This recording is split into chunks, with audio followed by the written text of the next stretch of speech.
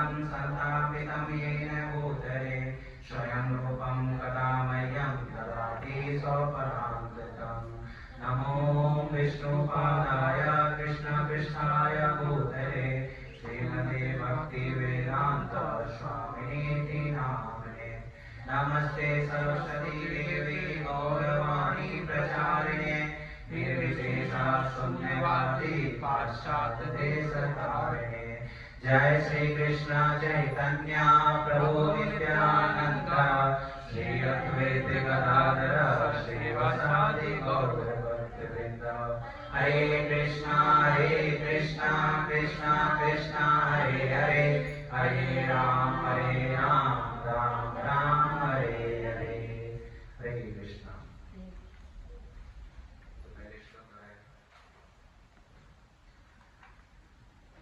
तमुवाच ऋषिकेश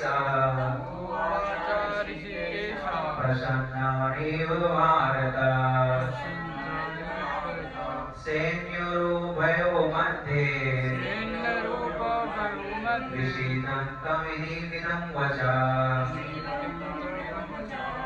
तमुवाच ऋषिकेश प्रसन्न एव भारत सैन्योभयो मध्ये विषीदन्तमिदं वचः।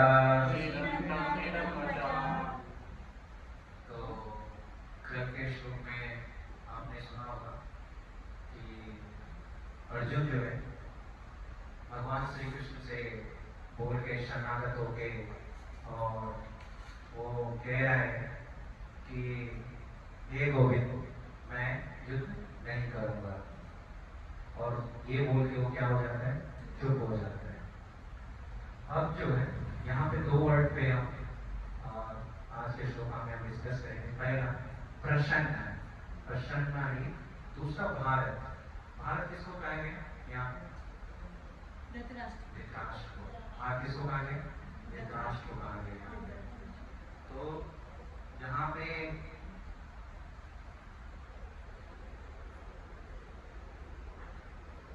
क्या है? विषीदंत। विषीदंत मतलब शोक। अर्जुन क्या है? शोक में। और भगवान श्री कृष्ण जब अर्जुन को ये सभी जब चर्चाएं हो रही थी तो ऐसा नहीं था कि सिर्फ अर्जुन और कृष्ण ही सुन रहा था। वहां पे लाइव टेलीकास्ट हो रही थी, और जो लाइव टेलीकास्ट हो रही थी वो धृतराष्ट्र भी सुन रहा था। संजय किसके थ्रू? संजय के थ्रू। और बाकी क्या था? अर्जुन की जो सेनाएं थी, जो पांडवों की सेना थी और कौरवों की सेना थी, उनके दोनों के बीच में कौन थे? अर्जुन और श्री कृष्ण बीच में मध्य में ये प्रवचन और आपस में डिस्कशन चल रहा है, एक दूसरे से डिस्कशन चल रहा है। इससे पहले मतलब 7वें श्लोक तक जो है अर्जुन शरणागत नहीं हुए थे, आपस में मित्र की तरह क्या कर रहे थे? विवेचना कर रहे थे, आर्गुमेंट कर रहे थे, एक दूसरे से क्या कर रहे थे? आर्गुमेंट कर रहे थे। अब अर्जुन जो है भगवान श्री कृष्ण को अपना क्या गुरु मानते हैं। अब भगवान श्री कृष्ण जो है अर्जुन का इसमें जो है चुटकी देंगे, मतलब उपसंग करेंगे यहाँ पे भगवान श्री कृष्ण। तो यहाँ पे प्रभुपाद जी तात्पर्य हुए हैं कि हे भरतवंशी धृतराष्ट्र, और ये किनको बोल रहे हैं? संजय वाचा, ये संजय बोल रहे हैं।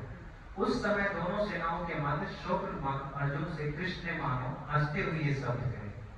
अब ये वर्ड हंसते हुए क्यों कहे? बट यहाँ पे आता है कि प्रसन्न नहीं, मतलब भगवान जब हंस रहे थे ऐसा नहीं कि खिलान कर सकते ऐसा नहीं हंस रहे थे।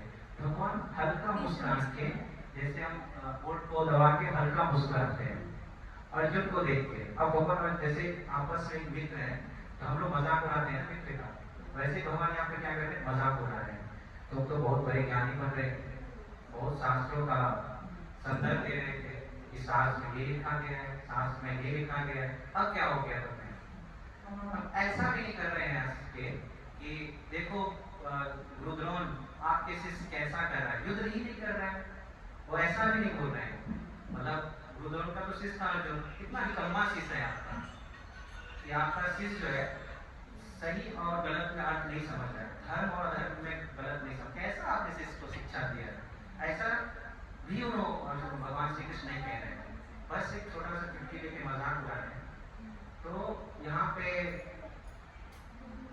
श्री कृष्ण जो है कह रहे हैं यहाँ पे अर्जुन से कि हे भरतवंशी धृतराष्ट्र, उस समय दोनों सेनाओं के मध्य शोकमग्न अर्जुन से कृष्ण मानो हंसते हुए ये शब्द कहे। सांख्य भाव प्राप्त अर्जुन के प्रति उपहास करते हुए शोकातुर होने के अनौचित प्रकाश करने के लिए तथा लज्जा समुद्र के निमज्जित करने के लिए श्री कृष्ण कहते हैं। अब जो है यहाँ पे एक वर्ड आता है कि लज्जा समुद्र निमज्जित, अर्जुन को जो है अब भगवान श्री कृष्ण क्या कर रहे हैं, लज्जित कर रहे हैं। तो यहाँ पे प्रश्न होता है कि भगवान श्री कृष्ण अर्जुन को लज्जित क्यों कर रहे हैं, क्यों कर रहे हैं? क्यों? क्योंकि अर्जुन ने इतना जो ज्ञान दिया है भगवान श्री कृष्ण को, शास्त्रों के अकॉर्डिंग ये है, शास्त्रों के अकॉर्डिंग ये है, मैं युद्ध नहीं करना चाहता। अर्जुन अभी भी बोल रहा है लास्ट श्लोक में कि मुझे सब कुछ ज्ञान दो, बट ये मत कहो कि युद्ध करना है मुझे इस शौक से भी उबारो, बट ये मत कहो कि मुझे युद्ध करना है, ये मुझे ज्ञान नहीं चाहिए। अभी भी अर्जुन कह रहा है। तो यहाँ पे समझने योग्य है कि जब गुरु के पास हम जाते हैं, गुरु क्या करते हैं, डांटते भी। तो अर्जुन ने जो भी वर्ड का प्रयोग किया है उस शब्द को प्रयोग करते हुए भगवान श्री कृष्ण यहाँ पे कह रहे हैं, उनको लज्जा स्वरूप उनको क्या कर रहे हैं, डांट रहे हैं। तो यहाँ पे वर्ड का ये मतलब है, क्योंकि अर्जुन जो है उसका जो इंद्रियां है क्या हो गई है, शिथिल हो चुका है, शरीर कांप रहा है, धनुष छूट रहा है। अगर वो जोर से हंसते कि कैसा हुआ, कैसे तुम मतलब कैसे रुद्र ने तुमको शिक्षा दिया, मैं बोल रहा हूँ युद्ध करने के लिए, धर्म अधर्म ने तुमको शिक्षा नहीं दिया अर्जुन, कैसे तुमको, मतलब बोल सकते थे, पर वो जोर से नहीं हंस रहे। क्यों? क्योंकि अगर जोर से भगवान हंसते तो अर्जुन के मन में क्या होती, पीड़ा होती, दुख होता। इसलिए भगवान श्री कृष्ण यहाँ पे जोर से नहीं, खिलखिला के नहीं हंस रहे हैं और एग्जाम्पल भी नहीं दे रहे हैं कि गुरु ने तुमको कैसे शिक्षा दी, भीष्म पितामह ने तुमको कैसे शिक्षा दिया, अब तुम मुझे गुरु बना रहे हो, तुम्हारे तो गुरु ऑलरेडी है, उनके पास क्यों ले जा रहे हो, मैं तो तुम्हारा सखा हूँ। सखा कैसे गुरु हो सकता है? तो यहाँ पे ये कह रहे हैं। दूसरा यहाँ पे वर्ड आ रहा है तमु आजा ऋषिकेश। अब अर्जुन कह रहे हैं कि हे ऋषिकेश, अब मुझे बताइए सही और गलत में क्या फर्क है, मुझे इस शोक से कैसे उबारा जाए। तो ऋषिकेश का मतलब मैंने पहले भी बताया था आप लोगों को, क्या होता है, इंद्रियों के श्राम। तो ये जो शोक कौन कर रहे हैं, शोक कौन अर्जुन के मन में डाल रहा है, स्वयं भगवान श्री कृष्ण ही डाल रहे हैं। शोक अर्जुन के मन में कौन डाल रहा है, भगवान श्री कृष्ण स्वयं डाल रहे हैं। अब उसी शोक को, इंद्रियों के स्वामी कौन है, भगवान है। अब अर्जुन का मन किधर जा रहा है, नहीं जा रहा है, वो कौन जानता है, भगवान स्वयं जान रहे हैं। अर्जुन किधर जा रहा है, नहीं जा रहा है, उसका मन क्या कह रहा है, ये भगवान स्वयं जानते हैं। बट तब पर भी भगवान क्या कर रहे हैं, लीला की रचना करते हैं, यहाँ पे लीला कर रहे हैं। तो यहाँ पे ये समझने की जरूरत है कि अर्जुन कह रहा है कि अर्जुन को कह रहे हैं कि अविवेकी हो तुम। अर्जुन ने श्री कृष्ण का शिष्यत्व ग्रहण किया, परंतु शिष्य को इस प्रकार लज्जा समुद्र में निमज्जित करना अनुचित है। इसलिए श्री कृष्ण अपने अघोर अष्टों का संकुचित करते हुए हास का संगोपान कर रहे हैं। ठीक है, मतलब लज्जित कर रहे हैं, बट भगवान श्री कृष्ण संकुचित होके, ऐसा नहीं कि खिला के हंस रहे हैं, हास का संगोपन कर रहे हैं, सिंपल एक हंसी छोड़ रहे हैं। यहाँ ऋषिकेश शब्द का तात्पर्य पूर्व में प्रीत पूर्वक अर्जुन के वाक्यों के वशीभूत होने पर भी अर्जुन के हित के लिए प्रेम पूर्वक अर्जुन के मन को ही वशीभूत या संयमित कर रहे हैं। यहाँ पर ऋषिकेश का मतलब ये है कि अर्जुन ने जो पूर्व में जो बात कहा है भगवान श्री कृष्ण से, और आगे जो होने वाला है, अर्जुन ये भी अब आगे भगवान श्री कृष्ण बोलते हैं सभी धर्मों को त्याग कर मेरे शरण में आओ, ये बोलेंगे। फिर अर्जुन को बोलेंगे कि जिन्ना नाम ये शरीर नहीं है, ये शरीर जिस प्रकार कपड़ा, जिस प्रकार कपड़े रोज बदलते हैं वैसे शरीर बदलता है। तो ये भगवान ऑलरेडी प्लॉट रेडी कर चुके हैं कि मुझे प्लॉट रेडी कर, बट अर्जुन को ये चीज नहीं पता है कि भगवान क्या बोलने वाले हैं, बट भगवान को पता है कि हम इसको कैसे शोक से निकालेंगे। तो यहाँ पे एक वर्ड आता है कि सेनियो उभयो मध्य। तो यहाँ पे सिर्फ धृतराष्ट्र और संजय नहीं सुन रहे थे, बाकी जितने भी लोग थे वो भी सुन रहे थे, जितने भी सैनिक थे, जो वार्तालाप हो रहा था, अर्जुन को जो डांट रहे हैं सभी लोग सुन रहे हैं। अर्जुन शिथिल होकर रथ पे गिर रहा है, सभी लोग देख रहे हैं। ये सभी अब ये सुन के भगवान श्री कृष्ण के पास माइक तो था, मतलब वहाँ पे साउंड बॉक्स सिस्टम थे, भगवान श्री कृष्ण बोल रहे हैं और सभी लोग पूरे वर्ल्ड का सेनाएं हैं, सबके काम है, यहाँ पे घोड़े भी सुन रहा था, सब सुन रहा था भगवान श्री कृष्ण जो बोल रहे हैं। तो कैसे सुन रहे थे, तो तो भगवान श्री कृष्ण सभी के उनका वचन वो तो भगवान है, तो सभी कर्ण तक वो आवाज आती थी। तो भगवान है वो कुछ भी कर सकते हैं, हम नहीं कर सकते, पर भगवान है वो कुछ भी कर सकते हैं। तो सभी के कर्णों तक वो आवाज आ रहे थे और उस सेना में यही था कि सिर्फ राजपूत ही भाग लिया था।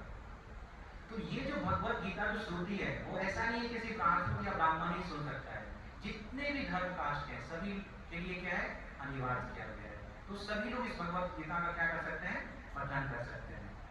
तो यहाँ पे अर्जुन का विषाद एवं भगवान के द्वारा किए जाने वाले प्रबोध उपदेश दोनों सेनाओं के लिए समान रूप से दर्शनीय है। अर्थात गीता का ये उपदेश सर्वसाधारण के समक्ष हुआ था या किसी के लिए गुप्त नहीं रखा गया था। यहाँ पे बता रहे हैं कि जैसे कहते हैं ना कभी हम बाबा के पास कोई ऐसा गुप्त मत बता दीजिए जिससे हमारा जो है ना सोल्यूशन निकल जाए, या कभी आपके मन में आता है कि भगवान मेरे साथ अत्याचार मेरे ही साथ क्यों कर रहे हैं, भगवान मुझे ही क्यों दुख दे, बाकी लोग उसमें है, ऐसा भी मन में आता होगा। अगर भगवान ऐसा करते हैं तो क्या सिर्फ अर्जुन और कृष्ण के बीच में ये वार्तालाप होती, ये जो भगवत गीता का ज्ञान है सिर्फ अर्जुन और कृष्ण के बीच में ही वार्तालाप होती, बाकी हम अन्य जीवों के पास तो पहुंच नहीं पाते। पर भगवान सभी को क्या कर रहे हैं, सभी को ये ज्ञान जो गुप्त ज्ञान है गुप्त उन्होंने नहीं रखा है, सभी के सामने वो ज्ञान दे रहे हैं। यहाँ पे ये समझने के लिए समझा जा सकता है। तो गीता भूषण गीता में बलदेव जो आचार्य है हमारे वो काफी अच्छा मतलब लिखते हैं, इस श्लोक का वर्णन करते हैं कि भगवान किस प्रकार हो गए और वेद प्रकाशित किया कि भगवान ऋषिकेश ने अर्जुन को बहुत गंभीर शब्द कहे, क्या कहे, भगवान के वचन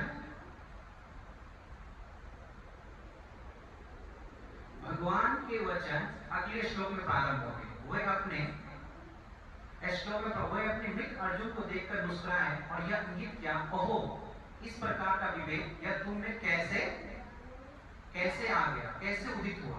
अब भगवान कृष्ण बोल रहे हैं अर्जुन को कि अहो कि ये जो तुम्हारे मन में जो विवेक है वो कैसे आ गया, मैं तुम्हें तो बचपन से जानता हूँ, तुम हमारे सखा रहे हो, आज तक ऐसा विवेक तुम्हारे मन में तो आया नहीं, ये कैसे जा गया, ये तो अनुचित है, ये क्या है अनुचित शब्द कह रहे हैं। तो इस शब्द के कहने का मैं तुमको लज्जा सिंधु में निमज्जित कर दूंगा, तुमने जो ये वर्ड कहा है शास्त्रों का जो तुमने कहा है इसके में तुम्हें क्या करूंगा, तुम्हें लज्जित करूंगा। तो भगवान लज्जित कर रहे हैं, भगवान ने अपने अधरों पर केवल क्या कि इसत मुस्कान प्रस्तुत की, क्योंकि अर्जुन के समक्ष हंसना उचित नहीं होता, क्योंकि वो अब भगवान का शिशुत्व क्या कर चुका है, स्वीकार कर चुका है। यह प्रसन्ना सब सूचित होता है। यह सम्मान दोनों सेनाओं के मध्य घटित हुआ, सैन्य और उभयों मध्य। इससे यह समझा जा सकता है कि विषाद युक्त अर्जुन को भगवान के उपदेश के सभी उपस्थित व्यक्ति क्या थे, साक्षी थे। तो इस विषय से हमको ये समझ में आता है कि भगवान जो भी वचन कह रहे हैं उसमें सभी व्यक्ति क्या थे, साक्षी थे। और भगवान श्री कृष्ण ने ये प्रश्न आ सकते हैं, भगवान श्री कृष्ण ने अर्जुन को फिर ज्यादा लज्जित क्यों नहीं किया या हंस के क्यों नहीं कहा, क्योंकि अब जो है अर्जुन जो है भगवान श्री कृष्ण को क्या मान लिया, गुरु। एक गुरु का कर्तव्य होता है कि अपने शिष्य को जो है ज्यादा लज्जित नहीं किया जाए, अगर ज्यादा लज्जित करेगा शिष्य क्या हो जाएगा, दुखी हो जाएगा। तो भगवान इसलिए ज्यादा हंसेंगे। और प्रपात जी यहाँ पे क्या तात्पर्य लिख रहे हैं कि दो घनिष्ठ मित्रों अर्थात ऋषिकेश तथा गुणाकेश, क्या वर्ड प्रभु आज लिखते हैं, ऋषिकेश और गुणाकेश। ऋषिकेश कौन है, भगवान श्री कृष्ण। गुणाकेश कौन है, अर्जुन है। कि मध्य वार्ता चल रही थी, मित्र के रूप में दोनों का पद क्या था, समान था। मित्र के रूप में दोनों का पद क्या था, समान ही था। किंतु इनमें से एक स्वेच्छा से दूसरे का शिष्य बन गया। अर्जुन जो है स्वेच्छा से, ऐसा नहीं कि फोर्सफुली उन्होंने शिष्य बनाया अर्जुन को, स्वेच्छा से उन्होंने क्या बन गए, शिष्य बन गए। और कृष्ण हंस रहे थे क्योंकि उनका मित्र अब उनका शिष्य बन गया था। सबों के स्वामी होने के कारण वो सदैव श्रेष्ठ पद पर रहते हैं। तो भी भगवान अपने भक्त के लिए सखा, पुत्र या प्रेमी बनना स्वीकार करते हैं। अब ये सभी इंद्रियों के स्वामी होने के बावजूद भी भगवान क्या है, सदैव श्रेष्ठ पद पर रहते हैं। यहाँ पे समझने योग्य ये है कि अर्जुन का सारथी होने के बावजूद भी भगवान क्या है, श्रेष्ठ है। जिस प्रकार अगर कौवा जो है सुमेरी पर्वत पर बैठ गया और गरुड़ नीचे बैठा है, इसका मतलब नहीं गरुड़ की जो महिमा है वो कौवा का इक्वल है। तो ये समझने हमें योग्य है कि अर्जुन की सारथी भगवान श्री कृष्ण बन गए, इसका मतलब ये नहीं कि अर्जुन सर्वश्रेष्ठ हो गया। तो यहाँ पे यही बता रहे हैं कि स्वामी होने के कारण भी वो क्या है, सर्वश्रेष्ठ पद पर रहते हैं। तो भी भगवान अपने भक्तों के लिए क्या करते हैं, सखा, पुत्र या प्रेमी बनना स्वीकार करते हैं।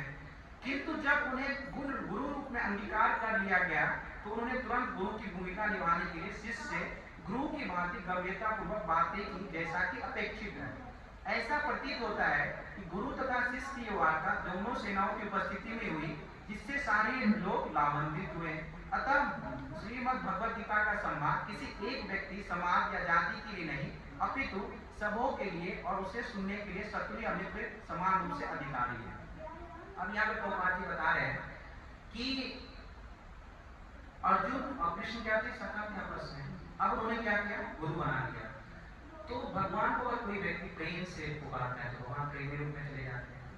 भगवान के अगर कोई योद्धा है युद्ध के रूप में, भगवान श्री कृष्ण क्या है, ऑलराउंडर है, ऑलराउंडर है, वो सबके रूप में विद्यमान है।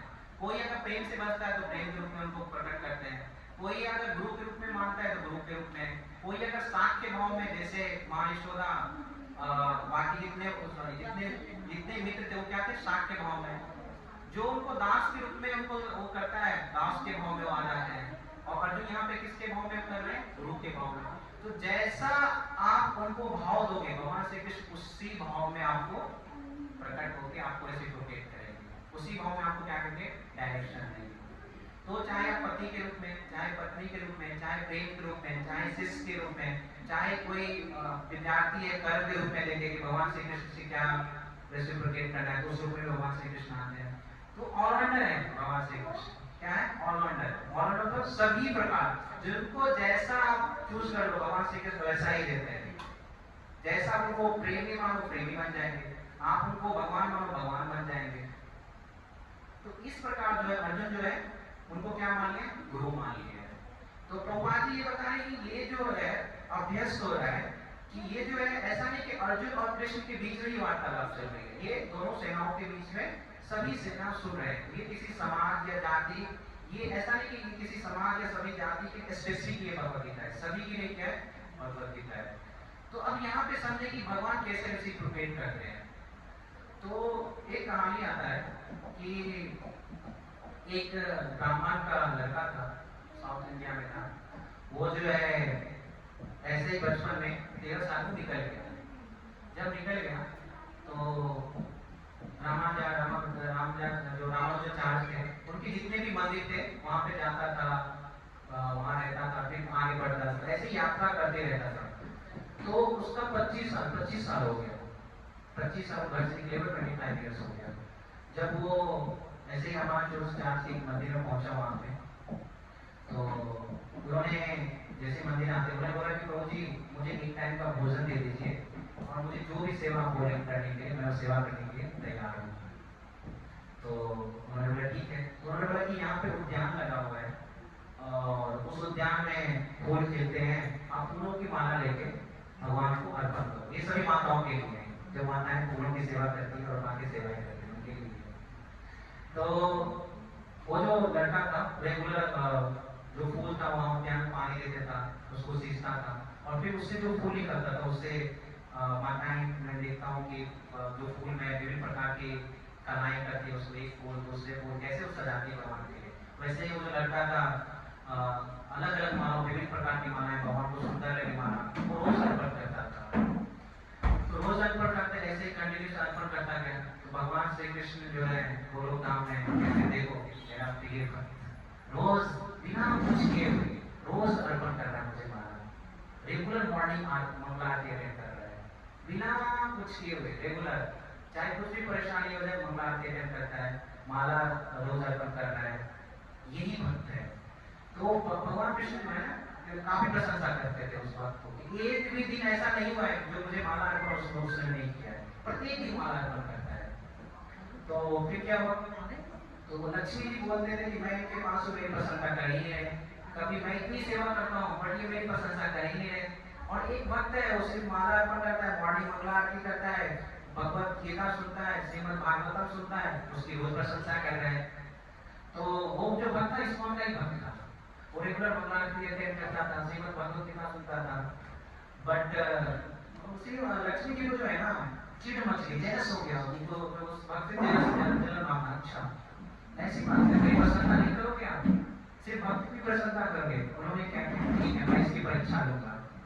तो तो वो लड़का जो था उसने क्या किया, एक लक्ष्मी की दासी होती जो लक्ष्मी है, उन्होंने उनके पास भेजा। तो गोलोक धाम से वो माला लेके हो गए, माला काफी खूबसूरत था। उन्होंने बोला, और वो डायरेक्टली जो माताएं थी, जो माता बन के आई थी, वो डायरेक्टली ऑफर नहीं किए भगवान के, जैसे यहाँ पे माताएं थी तो प्रभु जी देते, प्रभु जी भगवान को ऑफर करती थी। तो उन्होंने क्या किया, वो प्रभु जी को दिया, इस लड़के को दिया, और उन्होंने बोला कि ऑफर कर देने के लिए, तो फिर वो ऑफर कर दिए। ऐसे करते करते कंटिन्यू वो माला लेके आती थी माताएं, और वो ऑफर करती थी। तो जैसे फर्स्ट टाइम आया तो उन्होंने देखा नहीं कि माताएं कैसी है, जस्ट ऑफर कर दी। फिर दूसरी बार आया, फिर भी वो ऑफर कर दी। तीसरी बार ऐसे ऐसे करते करते रेगुलर माताएं वो आती थी, प्रभु जी के हाथ में देती थी कि माला ऑफर कर दीजिए आप। पर धीरे धीरे क्या हो गया कि और भी वार्तालाप, वो माताओं जो माताएं थी, माता काफी खूबसूरत दिखती थी, तो माला इतनी खूब सुंदर बनाती थी और माता दिखने में खूबसूरत थी। तो धीरे धीरे वो माला बनाने लगी।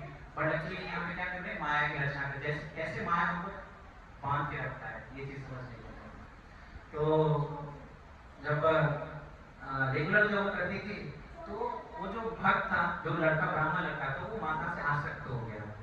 उन्होंने बोला कि ऐसा है कि अगर हम दोनों शादी कर लें तो मिलके हम भगवान की सेवा करेंगे, और उद्यान में जो है मिलके हम पानी डालेंगे और भगवान की माला बनाएंगे और भगवान की क्या करेंगे, सेवा करेंगे। और फिर वो क्या किए, एक दिन जो भगवान का 56 भोग लगता था, उसमें से वो फिर माताओं को भी प्रसाद, जो माताएं थी, ये लीजिए भगवान के प्रसाद है। इसी तरह से उनकी जो है वार्तालाप होने लगी। ये घटना अभी हाल में उस घटना हुआ है, इसी में मैं बता रहा हूँ कि क्या होना चाहिए। तो माला अर्पण करने लगी।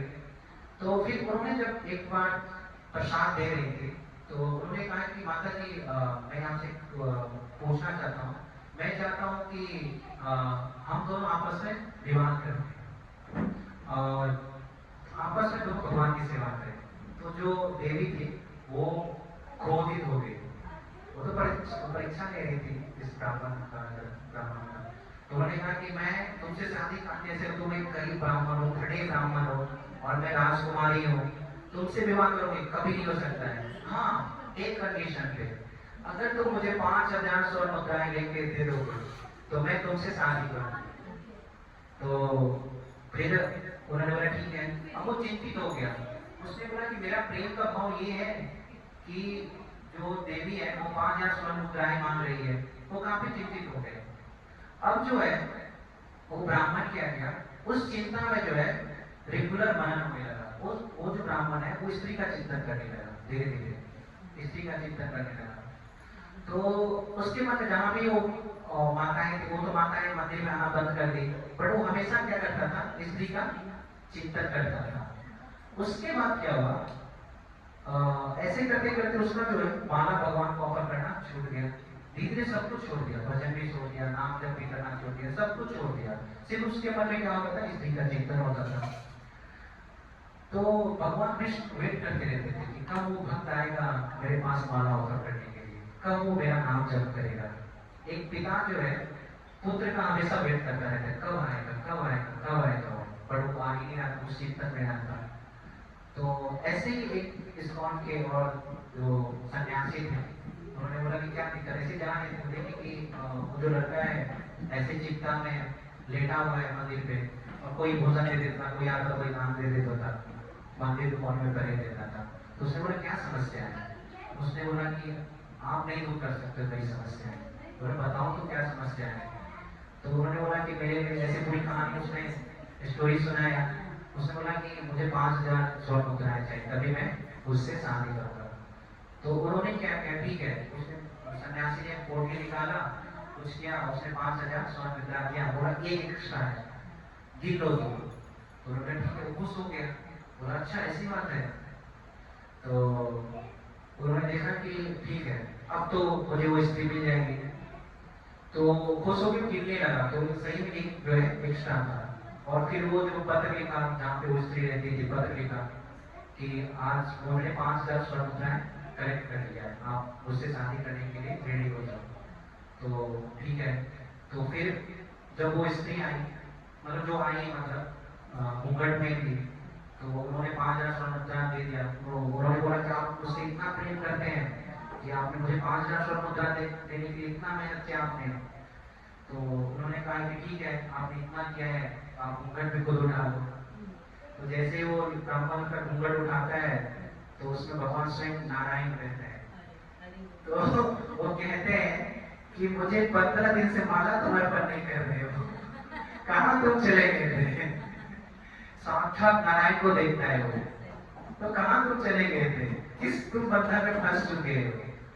तो जब वो देखता है कि भगवान नारायण स्वयं प्रकट होते हैं और स्वयं उसके लिए आते हैं, तो काफी रोता है, काफी वो बात बात करता है, मैं किस माया में फंस गया हूँ। तो भगवान स्वयं जब वो रेसिप्रोकेट करते हैं इसी तरह से, तो ऐसा नहीं है कि कोई भी भक्त जो है या मॉर्निंग मंगलारती कभी नहीं आया या कभी भागवत नाश नहीं आया, तो भगवान खुद उसको क्या करते हैं, किसी न किसी के माध्यम से उसको भेजते हैं मंगलारती करने के लिए, जपान करने के लिए। तो भगवान इस प्रकार हमको मदद करते हैं। बट एक ही होना चाहिए, भगवान के साथ हमारा क्या संबंध होना चाहिए, प्रेम संबंध या दासत्व का संबंध, ऐसा जो भी रूप में आप भगवान को ध्यान रखते हैं। अब उसके बाद वो सुबह नेक्स्ट डे जो है फिर से नहा धो के माला जो बचा हुआ था माला फिर से अर्पण करने लगा। उसने कहा देख रहे हो मेरा भक्त आ गया फिर से, देख रहे हो माला अर्पण कर रहा है फिर से। और वो कंटिन्यूसली माता लक्ष्मी सोची ये तो मैंने अपनी माया फेंका था इस पे, ये कैसे हो गया, मैंने तो माया देवी को भेजा था इसको तंग करने के लिए, फिर ये आ गया भक्त बन के, ये कैसे संभव है? तो उन्होंने बोला कि अगर आप मेरे भक्त को हस्तक्षेप कर सकते हो, माया जाल फंसा सकते हो, तो मैं भी अपने भक्त को बचा तो सकता हूँ ना। तो ये समझने बहुत प्रयोग है कि अर्जुन जो है माया के चक्कर में है, शोक के चक्कर में है, तो वो तो फंस चुका है, अब उसका बुद्धि जो है काम नहीं कर रहा है, तो भगवान अभी स्वयं आके उसको क्या करेंगे, बचाएंगे अर्जुन को। इससे हमें ये शिक्षा मिलती है, हरे कृष्णा कृष्णा कृष्णा हरे हरे, हरे राम राम राम हरे हरे। जय कृष्ण गोपाल की